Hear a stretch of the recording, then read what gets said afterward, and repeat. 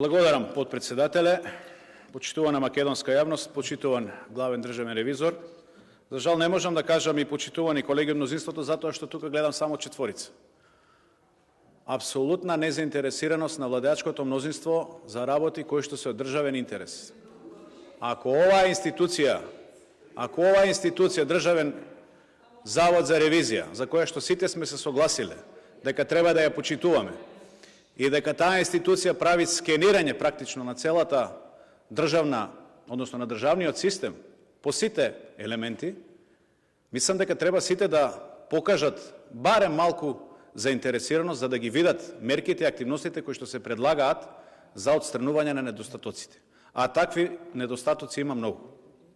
Верувам дека поголемиот дел од владеачкото мнозинство го имаат прочитано извештајот, меѓутоа се прашувам зошто никој не се јави овде за збор да каже зошто одредени мерки и активности не се реализирани неколку години. И во тој контекст, зборувајќи за нереализација на активности за неколку години, ни се случуваат овие хаосни редици пред Министерството за внатрешни работи, односно пред една полициска станица. Уште во 2021 година, ова извештајот од 2021 година го најдов.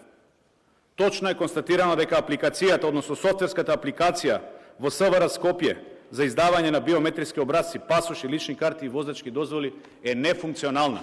Значи 2 години. Па ако некој го прочитал тој извештај во 2021, може би 22 проблемот ќе бил отстранет, а не сега да ги гледаме редиците и хаосот. Очигледно е дека на Министерот за внатрешни работи најдобро му иде издавање на биометриски пасоши, затоа што таму има профит, а граѓаните се второразредни, односно второстепени. И може би поважно му е да ги прима донациите од Зоран Заев да си прави председателска кампања, отколку да се грижи за граѓаните, односно за тоа за што е платен. Исто така, морам да се повикам на 21 на извештајот каде што јасно е констатирано дека Агенцијата за национална безбедност се уште го нема примено недвижниот имот и останатите средства од Министерството за внатрешни работи. Па знаете дека имавме некои реформи таму според ПРИБ од 2015-2016 година. 7 години се поминати. До ден денешен, таа Агенција за национална безбедност уште е во кругот на Министерството за внатрешни работи. И тоа ви е констатирано тука во извештајот од 21 година, а не за 22 да зборуваме. Понатаму, сакам да се задржам малку во делот на правосудството и владењето на правото. Неколку реченици. Во извештајот се третира ефективноста на спроведувањето на стратегијата за реформи во правосудниот сектор 2017-2022. Малку спомена претходниот колега пред мене врзано за таа стратегија, меѓутоа сите знаеме дека оваа стратегија, односно реализацијата на таа стратегија мора да се гледа сеопфатно и да се гледа и од аспект, односно на тоа како на неа гледаат и нашите пријатели од надвор, затоа што една работа е да ја правиме и за нас внатре дома, да си ги подобриме односите, а друга работа е и затоа што таа ја правиме, односно тие реформи треба да ги направиме со цел да се приближиме кон Европската унија. Европската унија за степенот на приближување, колку сме се приближиле, ни кажа пред некој ден. 0. Оценка 0 ни даде за реформите во правосудниот сектор. Мислам дека после вакво шамарење на јавна сцена, поголемиот дел од јавноста е веќе свесна какви структури не водат, каква влада не води и какви правосудни органи имаме ние како држава. Во тој контекст морам да го споменам и во делот посебно на реформирањето на правосудството, морам да го споменам и осудувањето на еден наш колега пратеник тука за јавно искажан збор од оваа говорница. Нешто што до сега не се случило. И што уште еднаш ни покажува со каква леснотија, односно под каков притисок се судиите, политички притисок од страна на Социјалдемократскиот сојуз и на Демократската унија за интеграција. Значи судат нешто по директива, а не по закон и не по устав. Европската комисија многу јасно ни констатира, а е поврзано со оваа стратегија што ја споменувам, за одолговлекување, застарување на делата, што е голем срам. 50 кривични пријави само во изминатата година, односно во мандатот на ДКСК се поднесени до јавното обвинителство. 50. До сега реализација има на 0. Значи, ниту една не е процесуирана. За каква реформа ние сега тука ќе зборуваме? 2017-2022. а веќе требаше да ја донесена 23-та, 27-та, еве 23-та замина. Значи, веќе требаше да има реализација на дел од активностите.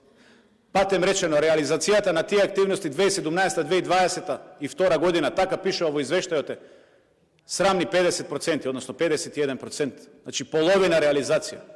И тука нормално државниот ревизор констатирал следно: несоодветно дефинирање на мерките за остварување на целите.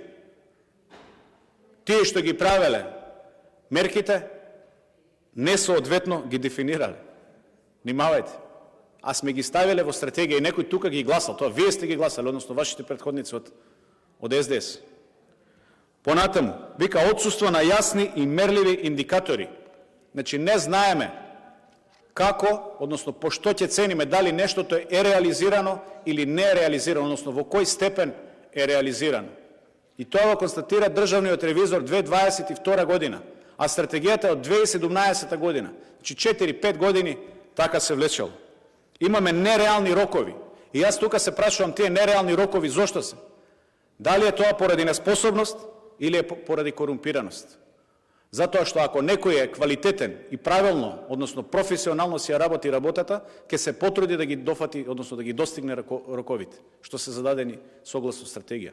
Меѓутоа, очигледно дека станува збор за еден целосно корумпиран систем, кој што не сака да оди напред, односно не сака да ја види Македонија на патот кон Европската Унија. Државниот ревизор констатирал недоволна координација на институциите. И сега една работа е стратегијата, како буква на хартија, да речем. Меѓутоа, друга работа е имплементацијата. За каква имплементација ние сега може да зборуваме кога државниот јавен обвинител јавно излегува на телевизија само неколку часа после изјавата на ДКСК дека имаат поднесено кривична пријава, тој да излегува и да кажува дека ја прекинува соработката со ДКСК. Значи, институција, јавен обвинител, прекинува соработка со друга државна институција и тоа го кажува на телевизија. Па има ли поголем срам од ова, почитувани колеги, од мнозинството што ве нема? Очигледно е дека ова влада нема никакви намери за реформи, затоа што тие се носителите на проблемот. И нормално е дека тие нема сами себе да се реформираат.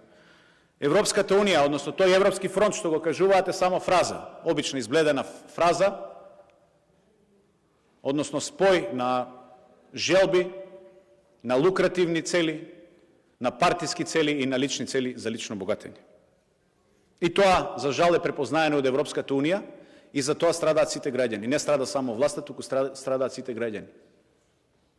Само ќе ве подсетам во делот на правосудството за изјавите на предходната, пред Дамева, значи Црвенковска, што беше председателката, која јасно кажа дека има партиско бизнис интереси во судството. Следната што ја наследи, што беше предлог на Стево Пендаровски, а вие тука изгласавте ова парламентарно мнозинство, ја сменија на неделовнички начин. Никој со прст не мрдна. И тоа ни е заведено во извештајот на Европската комисија. И затоа молчите сега. Ќе ве подсетам на изјавите на Ленче Ристовска и на Фатиме, тие што ги носевте на мајци.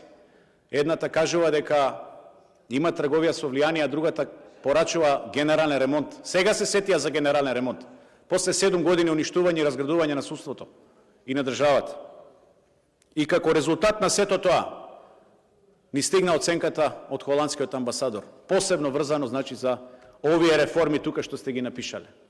Реформа на правосудството. Амбасадорот ги повлече средствата. Ете, толку е реализацијата на таа реформа на правосудниот систем. И мислам дека треба сите да се запрашате, да ставите прст на чело. Дали ова тоа што го посакувате? Дали ова за што се боревте?